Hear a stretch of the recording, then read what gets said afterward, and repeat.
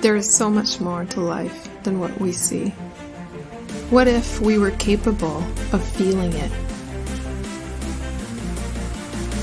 This is the Inner Guide Podcast, a journey back to you.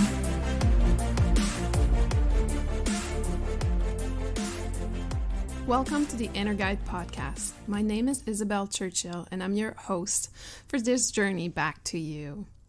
Today, we are talking about one of my most favorite subjects, the energy body. Everything is energy. Everything around us is made out of energy. Energy is not created, it's just recycled.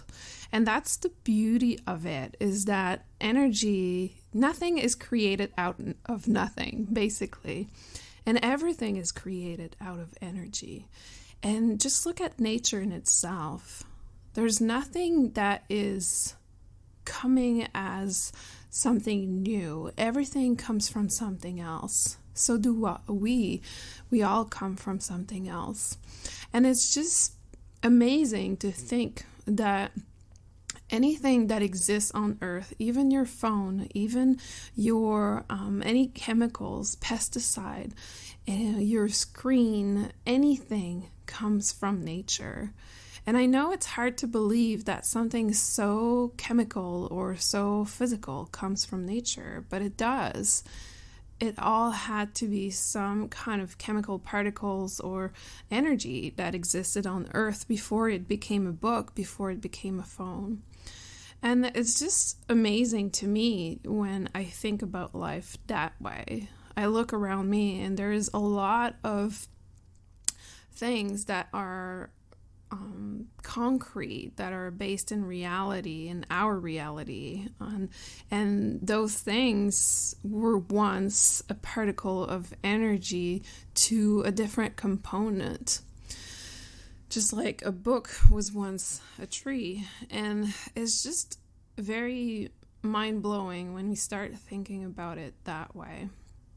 But today I want to focus about a specific type of energy, which is our energy field, our energy body. And to me, this complete the Trinity. It's not a coincidence that in my Inner Guide Center logo, there is 3 triangles. And to me, those are the 3 important components. And it is the energy body, it is the mind body, and also the physical body. And those compose who we are as a person. And like I said, for me, an awakening, a spiritual awakening, is not just about the energy body. Spirituality is about connecting with yourself. And you are body, mind, and energy. So we sometimes confuse the aspect of spirituality with just the spirit, just the energy. And I think this is a big mistake because we will always be off balance if we don't consider the other aspects. What brought me into energy, and you might remember from one of the first episodes, is when I started working with Reiki, and also when I started the Intuition 101 course. We all have an energy body. Just like the Earth has an energy field, a magnetic field, we have something similar. Our heart emits so much energy, electrical power, basically. And this electricity is just moving some components within the body, allowing the body to exist, to move, and to function. But it also emits some energy. And just take a moment, if you're not a huge believer of the energy body, it's okay. I wasn't either. I didn't even know it existed. For me, it was all woo-woo, and it was just something that really didn't make sense to me at some point in time. But then I started to look into quantum physics, and I started to study the different aspect of the energy. And it's just think about things that we use every day, like the internet or our cell phone. And Yet we believe that it works because we see that it works. I can call someone who's in Australia and we're not connected at all physically. But yet something allow us to talk to each other and to talk basically in real time. And that's pretty amazing for technology when you think about it. And yet we have a hard time believing that we have a similar technology within our body, within ourself. But we do. I strongly believe that we have the capability of being telepathic. I strongly believe that we have the capability of sensing the energy around us, of feeling the energy around us. And this is what this podcast is all about, is about feeling who you are, getting back in touch with some aspects of you that you've lost for a long time. I'll give you a simple example of what I mean by feeling the energy around. When I was a child, I always loved being outside. I always enjoyed being outside. It was like a comfort spot, a comfort place for me. It was a spot where I could always be myself. And I always had this great ability of identifying animals around me. And it's just sensing. It's just like I sense something, and that is the ability to sense the energy around. That is the ability to recognize that there is a different quality in the energy around you. Just think of a moment when you stepped into a house or a new place and all of a sudden you were like, I don't like this place. And it was not necessarily by what you observe. It was just a sense. If you're shopping for a home right now, I challenge you to basically feel the house. As soon as you enter in the house, close your eyes and just ask yourself, is this my home or not? And you'll know. And that's what people mean by when they say, like, the first few seconds that you meet someone means a lot. Yet we've made it physical. We say it's all about how you look. It's all about how you present yourself to others. But it's not about that. It's about your energy. It's about how your energy is impacting the other person. For the longest time, when I was with my husband and we would meet new people, I could tell right away if that person was friend material or not. Like, I could say, no, there's no possibility that I'll be friend with this person or not. And my husband at first thought probably that I was judging the individual. But then after a while, he realized that I had a good sense and I was right from the get-go, where no, this person is not a potential friend. It will not work out. And I've learned to trust that sense. I learned to trust that whatever you want to call it, maybe you want to call it intuition, gut feeling, your sixth sense, whatever you want to call it, to recognize this energy that when you connect with someone for the first time or when you enter a new place for the first time. So this energy body is part of us. It's part of who we are, and we can ignore it our whole life if we want, but it will always be there. So energy exists, whether you ignore it or not, it is present. And just try this exercise with me, and I'll just show you how much it can be powerful, the energy around us.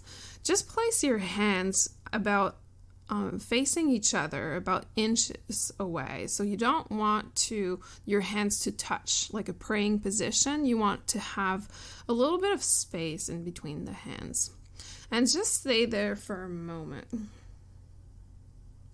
And then I want you to close your eyes and start moving the hands back and forth in the sense of the hands moving toward each other and away from each other.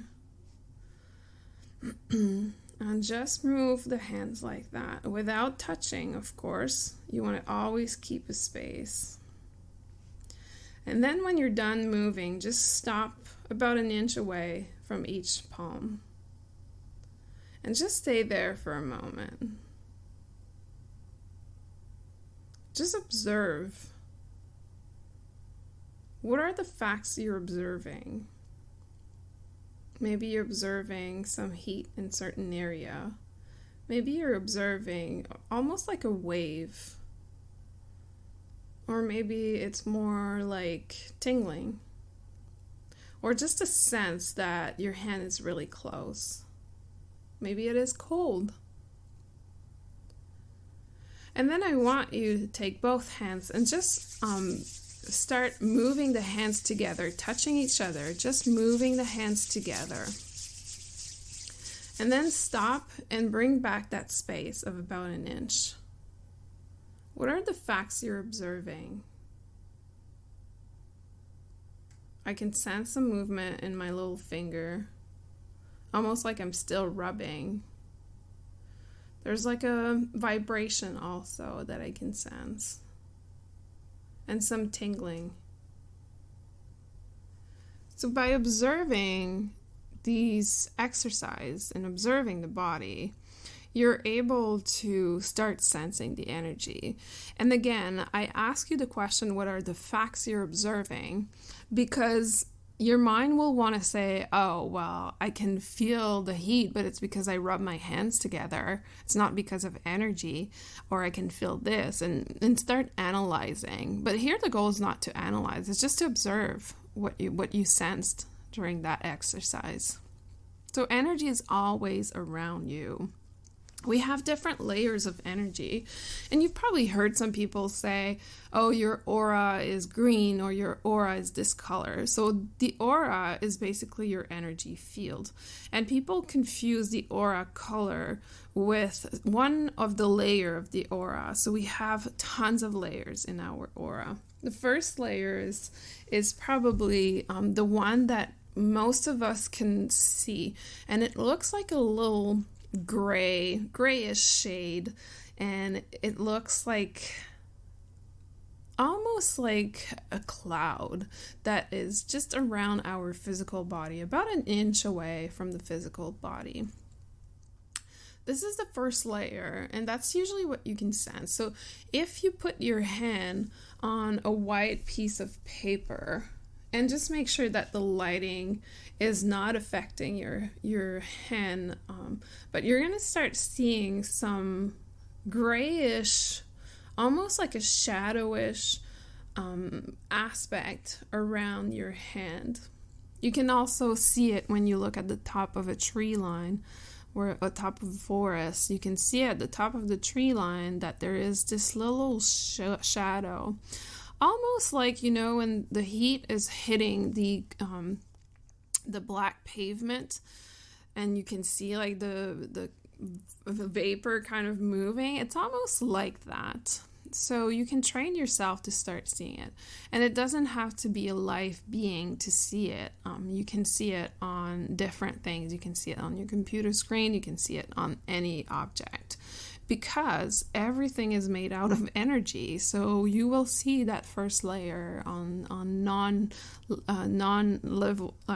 live elements. And then the second layer is what people confuse the aura with. So they'll say your aura is green, orange, whatsoever. That's the second layer. The second layer of your energy field is where the colors are, and it's usually connected to the emotional aspect of you. And that's why I'm always challenged when people say your aura is that color, it means this, because there are different layers in your aura. Your aura is an energy field of multiple layers. Currently, I am aware of about 12 of them, but I'm sure there is way more than that. And the more we evolve as a species and that our awareness and consciousness expand, the more we can perceive those layers. I'm capable of perceiving 12 layers when I work in my Reiki, and also sense them in my work. But about 6 years ago, it was only 7 layers. And most layers are connected to what we call the chakra, the energy centers within the body. And we'll talk about this in a little while. But I wanted to mention that when you see the colors of the aura, it's simply you're seeing the second layer. and just to be mindful of that, because there's another footprint or there's another layer where there is a lot of information, and it is on another plane, and it has colors too, but the colors doesn't mean the same thing. So it's just important to be aware that when you talk about colors in the aura, you're seeing the second layer. This is a big pet peeve of myself, because working in Reiki, I'll hear that all the time, and sometimes it's sometimes people will define, or like we said last episode, will identify with a specific label based on the color of their aura. But there is so many layers, and when we start seeing those layers, we realize that the colors can differ from layer to layer. And it doesn't mean that if somebody's aura is gray, it doesn't mean that they're sick or anything. Maybe we're just seeing the first layer. So the energy body is just amazing, because that's where everything starts. That's where everything has the potential to become. And I've realized that through my practice. So as a Reiki master and also energy medicine practitioner, I will go on the blueprint layer of the body, and in that space is where I'm capable of seeing the energy, the potential blueprint of the physical body. And sometimes people will have some issues or some conflict in that energy in certain area, but it hasn't manifested physically yet, which is beautiful. So I've learned that, beautiful in the sense that we can do something about it before it happened. So I've realized that the energy is where things start. It's where it begins. And the energy in combination with the mind is very powerful. And that's why working with me in energy medicine is great, because it allows you to prevent certain things from showing up physically, or also to actually do something about it. And in my energy medicine work, I will draw a blueprint of the individual energy and identify the weak areas and the areas that that we need to pay attention to. And from there, we'll work on the mental aspect, on the mind, and try to see, okay, like, where is your mind in regards to those issues? Where are you giving energy? For example, if I see that someone has some potential issue in the area of the throat, and I'll ask the person, so what are your thoughts about expressing yourself? What are your thoughts about, do you feel that what you express is worth being heard? And so we'll go explore the belief and how the people perceive herself in regards to that expression and communication. And then I'll ask, so do you have any throat issues? Do you have thyroid issues? Do you have any issues in regards to the throat area? Or maybe it is in the neck. Maybe it showed up in the back. And from there, we will be able to say if the actual blueprint energy have already manifested in the physical world. And that's amazing. It does amazing, because when you combine this energetic approach to the traditional medical approach, there's so much you can do. And when you combine it with maybe psychology for the mind, retrain the person's mind, you can have such a huge impact on the whole person.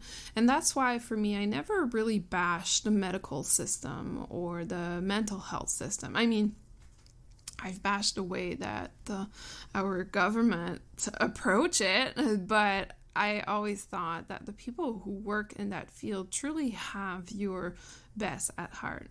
And I'm talking about the general, most of them. I'm sure there is people who don't, but in general, the people who work in the field of medical or mental health are truly wanting to help people.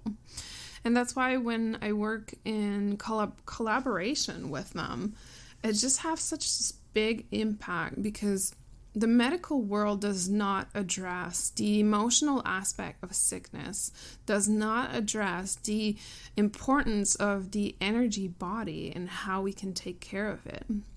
So when you combine the medical world with a psychologist or a psychotherapist to deal with the emotional aspect, and then you add Reiki or you add another energy medicine technique to it, you just set the patient for success because you've addressed all aspects of the person. So if you are listening to me today and you're struggling with an illness, just try to think of how you can address all aspects of you. If you have cancer is usually shows up because of repressed anger. And maybe that repressed anger doesn't seem to come out when you're talking to the psychologist. But trust me, it will show up if we do Reiki together. It will come out of the body. So sometimes we need to go seek tools outside. It's not that the medical system failed you. It's just that it's only addressing one part of you. And that is so important to realize. It is your responsibility. It is not the doctor's responsibility to heal you. It is your responsibility to heal yourself. But the tools around you exist. The doctor is an opportunity to heal the physical body. The psychotherapist is the opportunity to heal the emotional and the mind body. And the practitioner in energy medicine is an opportunity to heal or to allow the energy to come back into balance.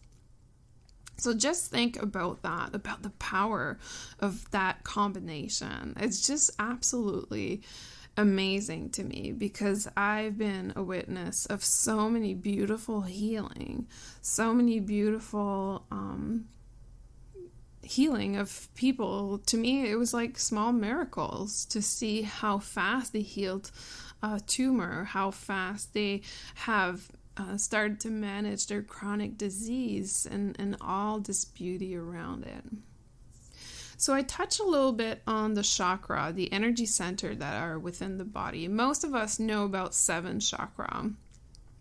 What I want to say today, and I don't want to go too much into it, maybe it will be an episode later, but what I want to say about the energy centers that we have, they are all located in different areas of the body. And these centers have a role for our growth, for our sense. And before I get into the developmental part of the chakra, I want you to know that all the senses that we have, so we have the physical sense, right? We have the ability to see, to hear, to taste, to feel, to smell. And those are the 5 senses that we usually cover. But there is a 6th sense. People talk about the 6th sense, but the 6th sense is not the ability to be a psychic or whatever you call it. The 6th sense is actually your thoughts, your mind. And I believe that it's in Asian culture. If I'm correct, it will be in Chinese culture where the 6th sense exists. They don't just talk about 5 senses. They talk about a 6th sense, which is the mind. And those senses are very real, right? Like you can smell, you can feel, you can see, as long as everything operates properly within the body. If you're blind, of course, you won't be able to see. If you have issues with nerve, you might not be able to feel. But technically, those are the senses that most of us have. And the beauty is that we have the physical senses, but then we have the energy senses, the ability to sense without the physical presence of something. And we can do the exercise very easily. This is an exercise that I do in my Intuition 101 course. Just close your eyes for a minute. Imagine that in your right hand you have a slice of lemon. And see yourself bite into that lemon. What are you feeling? What is the smell of the lemon? How is it tasting? What is the color of the lemon? What is the first thought that came to mind when I said a lemon? And yet, there is no physical lemon in your presence right now, but I am sure that one of my questions triggered something. Either it's that sense of maybe your mouth starting to have more saliva. Maybe you had that sense of, ooh, it's sour. Maybe you did smell the lemon. That is the energy senses, and we can work with that so much. And that's intuition in so many ways. It's the ability to intuitively tap into the energy of something without having it around you. And yeah, you'll be like, oh yeah, well, that's something I've done before. Yes, exactly. Energy is not a new concept. It's something that you've tapped in before. It's something that you've experienced before. When you think of an event in the past that you really loved, you'll have the energy of love, of happiness, and you're tapping into the energy of the past, and that's your intuition, that's your senses, your intuitive sense. And that's why when I talk about energy, I always talk about the frequency, and elevating our frequency means tapping into energy that allow us to feel something more positive. And to go back to our chakra, through our life, we develop each chakra. It's just like the physical body, like we have phases of development. Same when I studied in psychology, we have phase of development for the mind too, for the psychology of all of us. And some of us will mature in some areas, some of us will not mature. And same with the physical body. Some of us will be really strong in some areas, some won't be, some will have maybe have had some difficulty with their growth whatsoever. And it's the same with the energy body. So every chakra have a phase of growth. And I'll go through those phases because I think it's important to know them. The first chakra, which is the root chakra, which is our sense of security, our sense of embodiment, our sense of anything material is connected to that, the financial aspect. It's from being in the belly of the mom to 6 months. So if there is anything that happened to your safety within those first 6 months, if your basic needs are not met, you'll develop that chakra in an off-balance way. So you will probably have safety issues your whole life or financial issues your whole life as long as you don't deal with this off-balance. And then is the second chakra. Second chakra is from 6 months to 2.5 years. And through that phase, so the second chakra is represent creativity, represent emotions, represent all aspect of sexuality also. So how much creative were you then? Were you allowed to express your creativity? Were you allowed to express your emotions? How did you deal with the emotions through those years? And that will define a lot in your emotional maturity, in your ability to be comfortable with your sexuality, with your creativity also. And then the third chakra develops between 2.5 years to 4.5 years. And through these years, the third chakra is all about self-confidence. It's about determination. It's about motivation. It's about self, but it's also about belief. There's a belief system that is lodged within that solar plexus, the third chakra. And then we move into the fourth chakra, the heart chakra. This is all about love, all about learning, love. And it goes between 4.5 to 6.5 years. So through those years, if you have a kid, it's really important to express unconditional love, because usually that's when we start learning that there is conditional love and that people don't love me if I behave a certain way. So that is an extreme, and most people, I would say, on earth have learned to some extent unconditional love, which is an off-balance aspect of the heart chakra. And then we move into the throat chakra, 6.5 year to 8.5 year. And that's when we learn to express our identity, express ourself, express who we are. Often in the psyche of a child, that's when they become the self, right? That's when they want to do everything alone. They want to be capable of being independent, and that's connected to the throat chakra. A lot of people don't realize how much of our identity is connected to the throat chakra. So this is really important to develop these aspects. And then we move into the sixth chakra, which is the third eye between 8.5 and 14-year-old. And that's when the imagination starts. That's when they start perceiving that, oh, there's actually a subtle world around us. There's actually subtleties in the energy. Often that's when we have imaginary friends, we make scenarios, we start being very judgmental, we analyze everything. So that's really a big part of the mind aspect development also. And then there's the last chakra of the physical body, which is the seventh chakra, the crown chakra. From 14 to 21 is when it develops. And that's when we start perceiving. So the sixth chakra is also about perception of the world. How are they perceive on the world from other people perception. And then again, the crown chakra, the last chakra, that development between 14 and 21 is when we decide, basically, are we connected to source or not? And source, to me, is not external to us. It's that connection between the crown and the heart. So are we actually making that connection?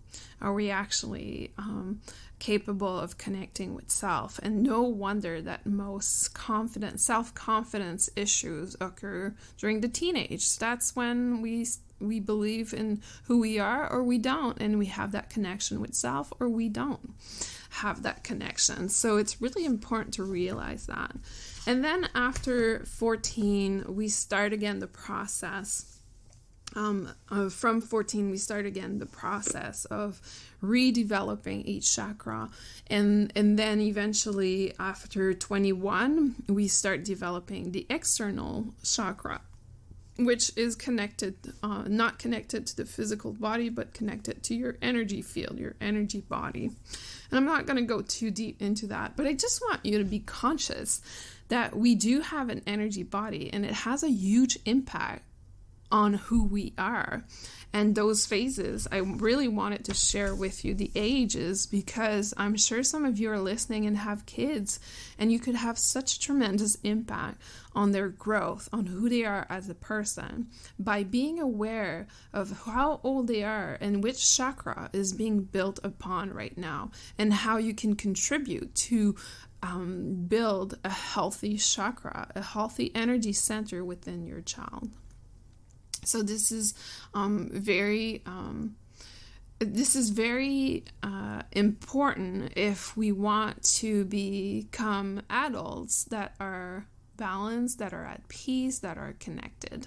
And I would say that most kids that are coming on earth, incarnating at this moment, have so much potential to be this balanced human being. And I'm not saying that most of us are horrible at balancing and all that, but we all have our issues, right? We all have, and I don't know about you, but for me, it's been quite a journey, and I've been working so much on myself. And I thought if there's things I could have known earlier in my life, that would have been really amazing.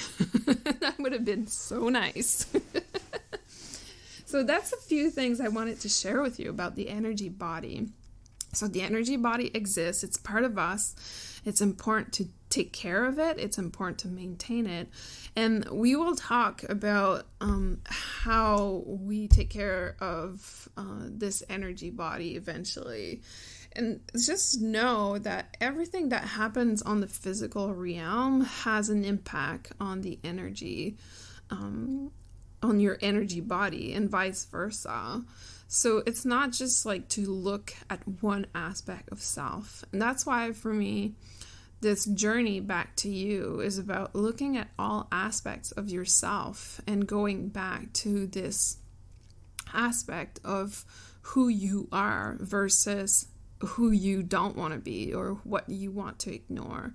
And it's just allowing you to be more conscious of yourself. This was great chatting with you, connecting with you again on this episode. Next week, we will talk a little bit more about boundaries. This is a subject I really wanted to bring up early in this podcast because I feel like it is one of the main things that block us from accessing abundance and also blocks us from being well, being happy, and moving forward on our mission on earth, moving forward on our spiritual journey. But also, not having boundaries means that you're constantly being defined by an external aspect. So it's one of the biggest barrier to connecting with yourself. So we'll talk about that in the next episode. Until then, I wish you all the best. It's been a great pleasure to share this time with you today, and we'll connect again next week. You take care.